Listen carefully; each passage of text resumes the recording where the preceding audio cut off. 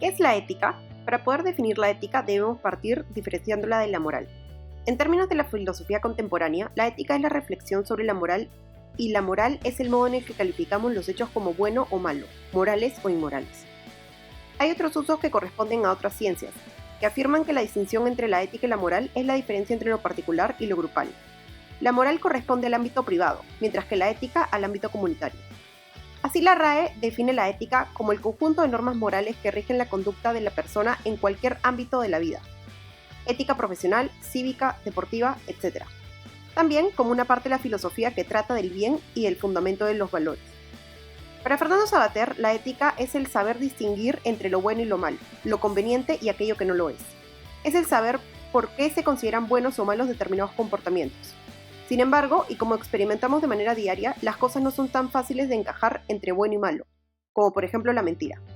Inicialmente podríamos afirmar que la mentira es algo malo, sin embargo, en ocasiones puede ser útil e incluso ser la herramienta para proteger o ayudar a alguien.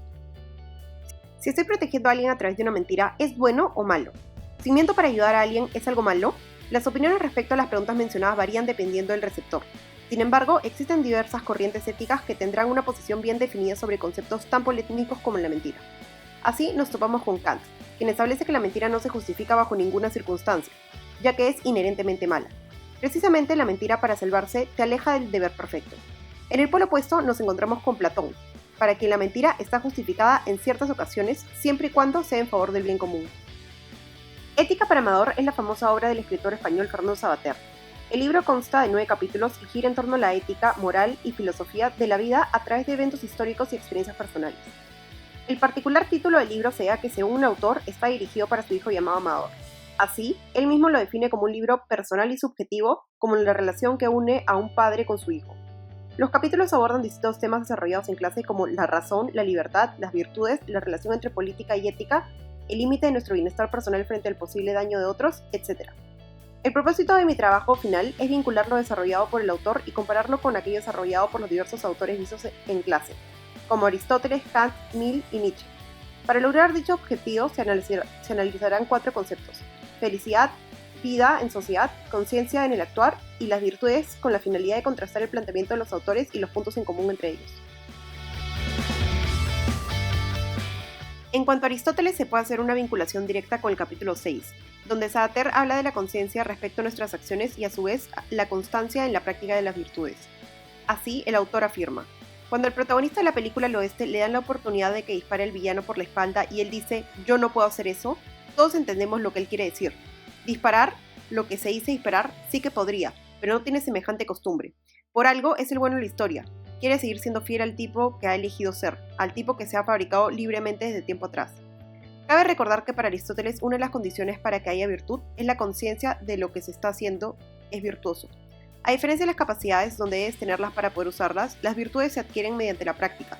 Y en este preciso ejemplo, el protagonista de la película, incluso teniendo la posibilidad de disparar, decide de manera consciente no hacerlo con la finalidad de practicar las virtudes con las cuales se identifica. En cuanto a Kant, podemos relacionar el 8º capítulo denominado Tanto gusto, donde Savater nos habla de la importancia de disfrutar la vida y de vivir el momento.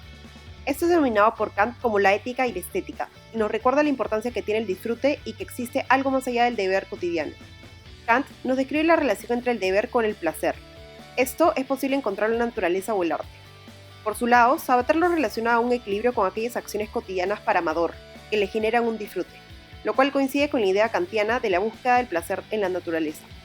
Asimismo, en el primer capítulo, Savater reflexiona sobre la mentira y si ésta es justificada en algunos casos como lo diría Platón.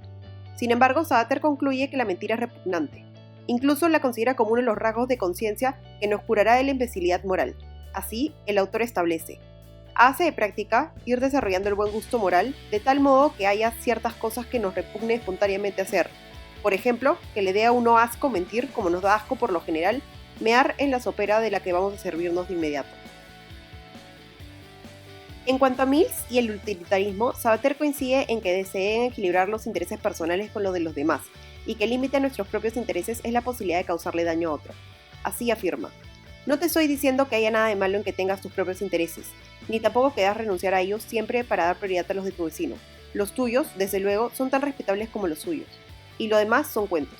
Pero fíjate en la palabra misma interés, viene en latín, inter esse, lo que está entre varios, lo que pone en relación a varios. De esta manera, el autor coincide con Mills, en que no está mal buscar el propio bien o el de los nuestros. Es algo humano y no tiene una carga negativa siempre y cuando nuestro interés no afecte a quienes nos rodean, ya que tal y como su epistemología lo establece, el interés está vinculado con lo que pone en relación a varios. En cuanto a Nietzsche, encontramos una similitud con la propuesta que el autor plantea. Este afirmaba que debemos dejar de lado la mentalidad de borrego, es decir, todo lo impuesto por la sociedad y lo que se espera de nosotros, y asumamos otra actitud, donde se recuperen los ideales antiguos que indicaba qué era bueno realmente. El autor critica la sociedad moderna ya que afirma que ésta hace a las personas borregos, donde todo el mundo se vuelve una herramienta del sistema, lo que se convierte en lo más cercano a un esclavo en los términos del autor. Por su lado, Sabater en el tercer capítulo denominado Haz lo que quieras establece: decíamos antes que la mayoría de las cosas las hacemos porque nos la mandan. Los padres cuando se es joven, los superiores o las leyes cuando se es adulto, porque se acostumbra a hacerlas así. A veces las rutinas nos las imponen los demás con su ejemplo y su presión. Miedo al ridículo, censura, chismorreo, deseo de aceptación en el grupo. Y otras veces nos las creamos nosotros mismos porque son un medio para conseguir lo que queremos. Todo esto tiene que ver con la cuestión de la libertad. Libertad es poder decir sí o no, lo hago o no lo hago, digan lo que digan mis jefes o los demás. Eso me convierte y lo quiero. Aquello no me conviene y por lo tanto no lo quiero. Libertad es decidir, pero también darte cuenta qué estás decidiendo, lo más opuesto a dejarse llevar. Así, el autor afirma que para no dejarte llevar no tienes más remedio que intentar pensar al menos 2 veces lo que vas a hacer. La primera vez que piensas el motivo de tus acciones, la respuesta es a la pregunta ¿por qué hago esto? Lo hago porque me lo mandan, porque es costumbre hacerlo, porque me da la gana.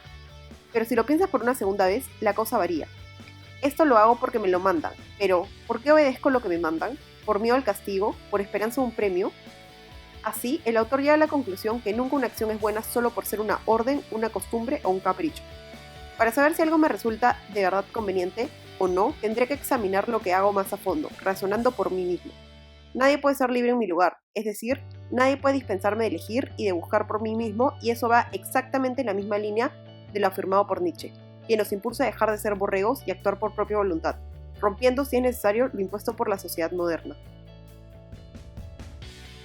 A diferencia de las lecturas que leemos en clase, este libro no desarrolla movimientos de la teoría ética o moral, sino busca aplicar diversos conceptos éticos a un ámbito cotidiano.